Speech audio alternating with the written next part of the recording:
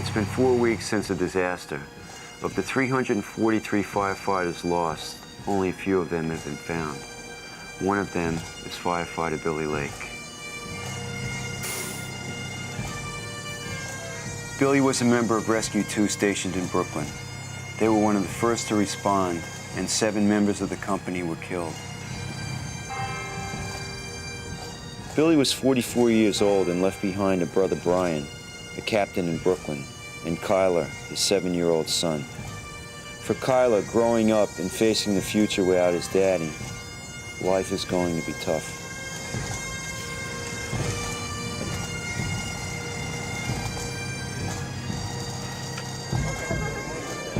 Steve Gregory, as Assistant Commissioner, is trying to attend as many funerals as possible.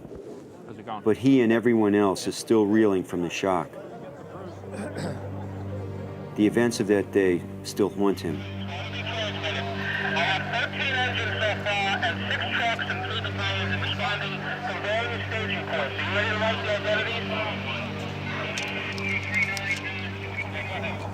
Well, I'm definitely changed. I sort of live every day now for today and not worry about tomorrow. I always was a planner. You know, I was going to do this at a certain point in time, but now I just do it because the way things go, you don't know if you're going to be around to do it. I've seen too many people go that day that probably were planning a lot of things and unfortunately never got to do them.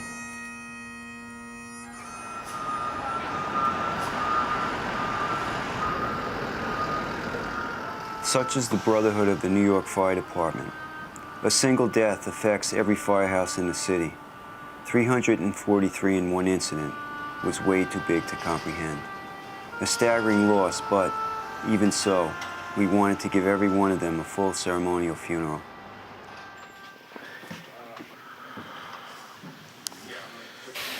We're going to a funeral for Michael Lynch, and he's one of 2 7 Battalion's firefighters. He's assigned to Ladder Company 32, and significant parts of his body have been found at the World Trade Center. It's the opportunity for a family to go full circle, I guess, from the beginning of all this, from the beginning to now, and they can finally put their son, brother, to rest.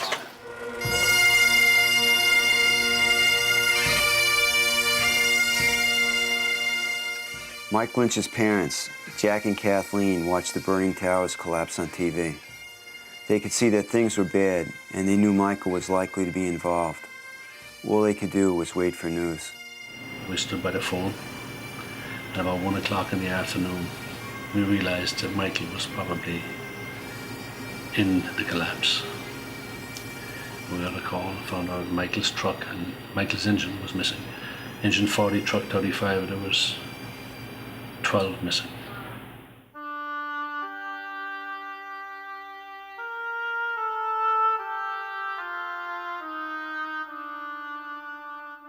I went down there 2 days after the collapse, and I saw the devastation, the catastrophic devastation, and I knew when I looked at it, I knew that nobody who was in there had survived.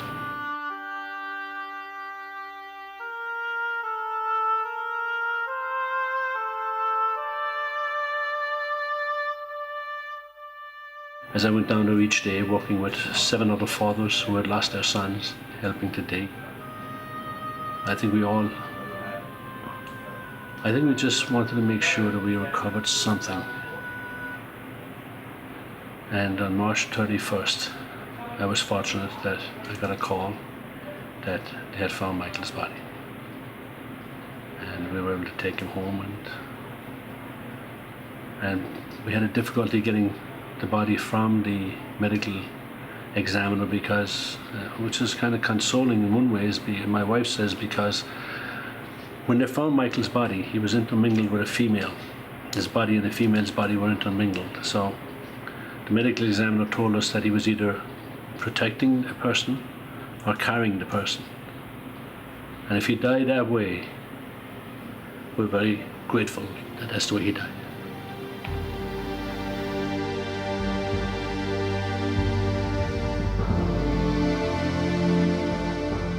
It's a daily thing, you know. We wake up in the morning and it's so just strange that you expect to see him walking through the door smiling.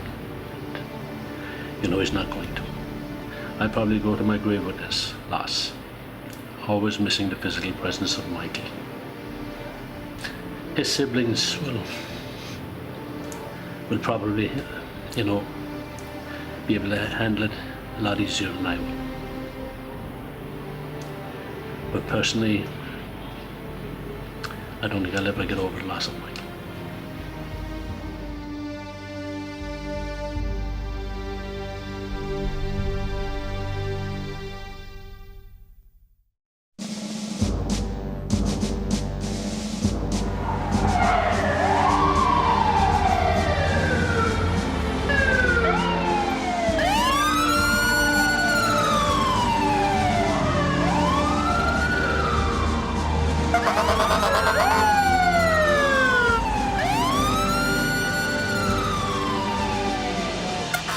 As September 11th drifted away, we kept doing what we do best. Through night and day are those moments of high excitement when we're out there saving lives. It's what a fireman longs for. That moment when he can help someone, whether in a road accident or a fire. You want an ambulance? Somebody burned their food. They left their food cooking and went to sleep. This is what we hate to see. We always have to force the door to get in because oxygen displacement can kill you. And now the smell that you smell now, it's with you the rest of the night.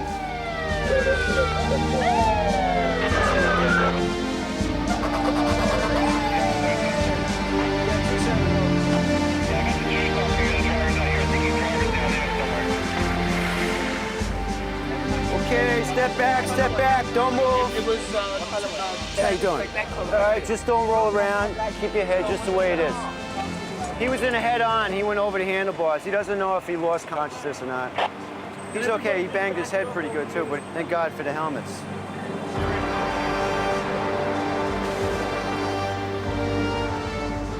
These periods took our minds away from past thoughts, but they are short-lived.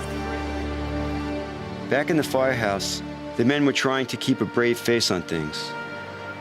This generation will lift a dark thread of violence from our people and our future. We will rally the world to this cause by our efforts, by our courage. We will not tire, we will not falter, and we will not fail.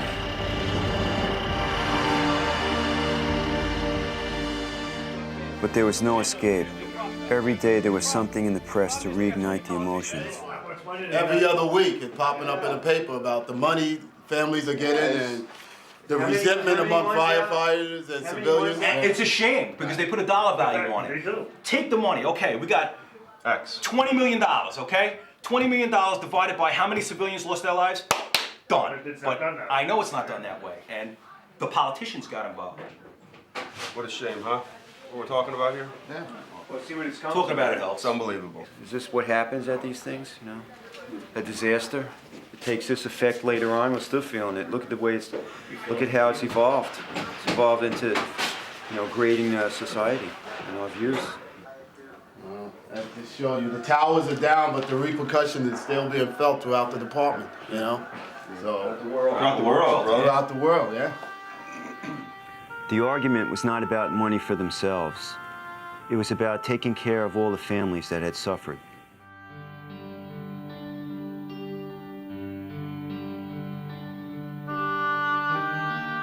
My firehouse had its annual picnic recently. It was the first time they'd all been together since September 11th, and for a few hours on a sunny July afternoon, the past was forgotten. But there can't have been a mother or father there who wasn't thinking of the 600 kids who now have no daddy, and the 300 wives who no longer have a husband. It's times like this we now appreciate every precious moment that life has to offer.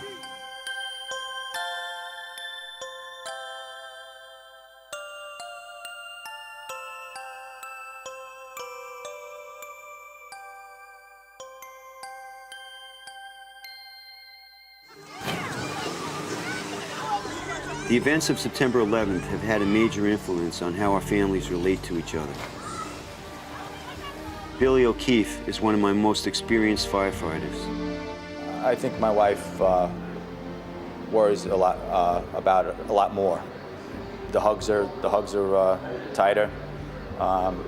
Sometimes there's tears in her eyes.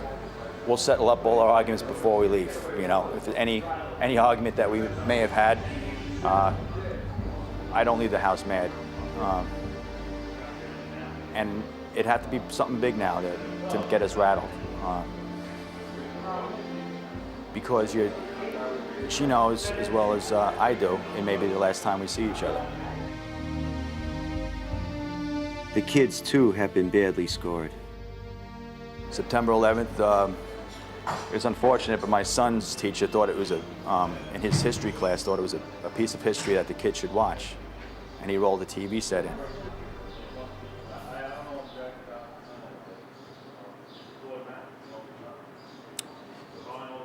September 11th is my son's birthday. And the towers came down, and my son thought that I had died. But then, as kids reason, he said that God wouldn't let me die on his birthday.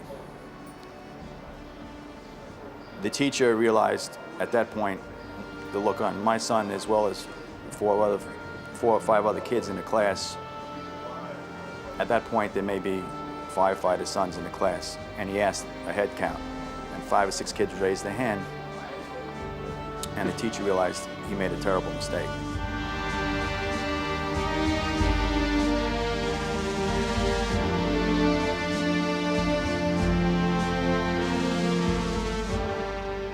"9/11 was my son Mike's birthday, and now it's a national tragedy.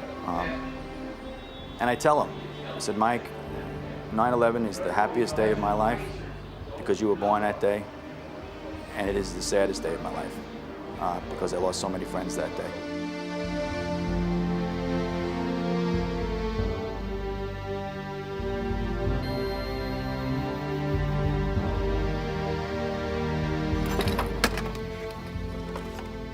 John Viren, my aide, is also touched by it all. I live in a neighborhood where there's a lot of firemen, and a lot of firemen's kids go to school with my daughter, and there were questions, you know, is so-and-so's dad ever coming home? You know.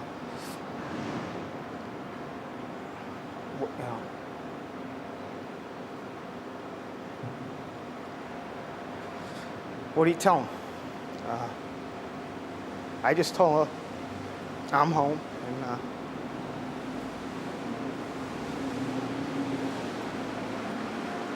you move on, you know? It's tough for the kids.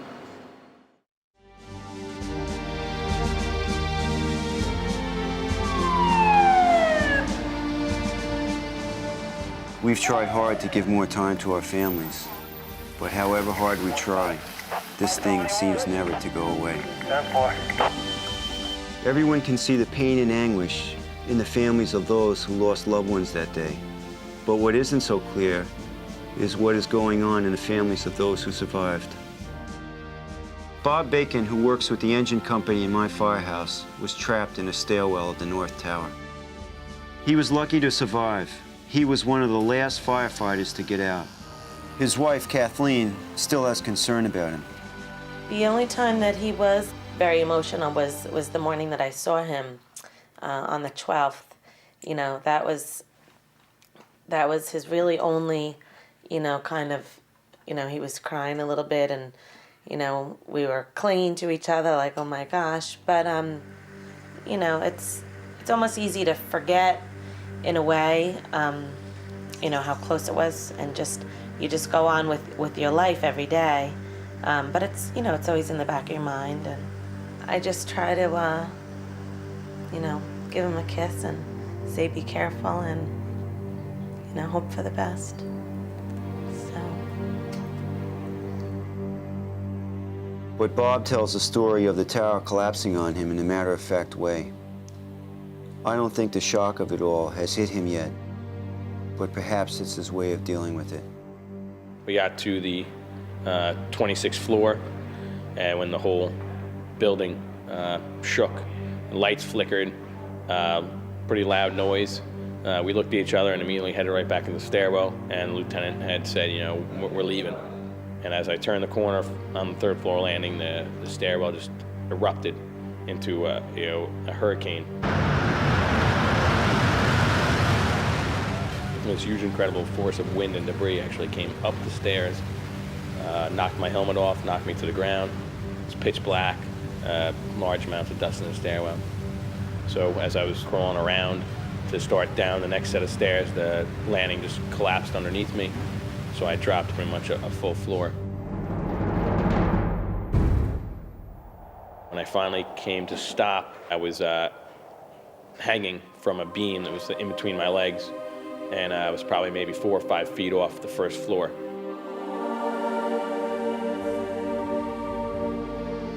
After maybe, I don't know, 30 or 40 seconds, you could start to hear voices in the stairwell, and tried to open your eyes up, but it was next to impossible. You could only keep your eyes open for maybe 5 or 6 seconds before the dust just forced you to shut them. And but I remember hearing voices. I remember hearing my lieutenant calling for me, asking me where I was. And then at this point, I could also start hearing other firemen in the stairwell. You know, who's there? Who's that? Where are you? And then there was a chief that was still alive for a while. Probably he was alive with us for maybe an hour and a half. And then we really didn't hear anything from him. But it was probably after maybe 3 or 4 hours that enough of the dust settled and everything that one of the guys that was up above us, you know, said he thought he could see the sky. And you know, I remember thinking to myself, I don't know how this guy can see the sky. We're on the second floor of, you know, of a skyscraper. But, you know, he was right. As the dust settled, he was able to see out the top of the stairwell, and he could actually see the sky. And then to see the sight walking out of the stairwell, I mean, it looked like something out of a movie. You know, I couldn't even believe it. You know, unless you were there, you wouldn't really believe it. You know, if you didn't know what was going on, and if you clicked on the TV, you'd probably thought you were watching a science fiction movie and not looking at Lower Manhattan.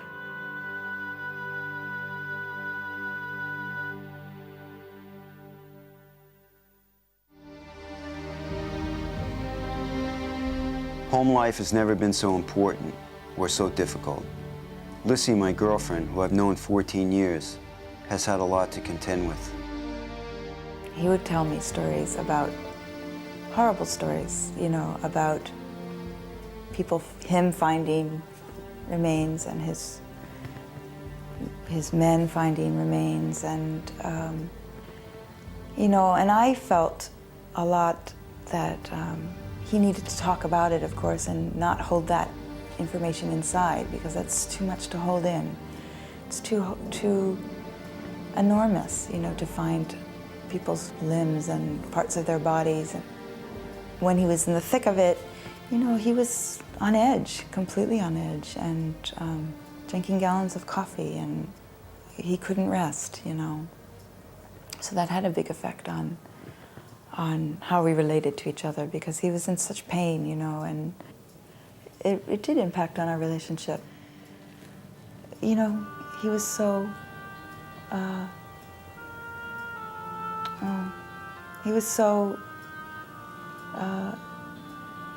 exposed and vulnerable, and I think he didn't have his calmness and his forces to think clearly about things and discuss things, you know. And I think that there were situations that Mike maybe would have handled more smoothly with me and less volatilely with me than he would have had he not been so stretched. When he would erupt, it would be with me. I think that was the place, and I was okay with that too. I understood that, you know. I'm patient. I'm trying to be patient, you know, with him, and I am patient with him. I think this is going to be a long time, a long situation. The survivor guilt that he must be feeling, and the loss of his dear friends. I mean, that takes years to process through that kind of loss, you know.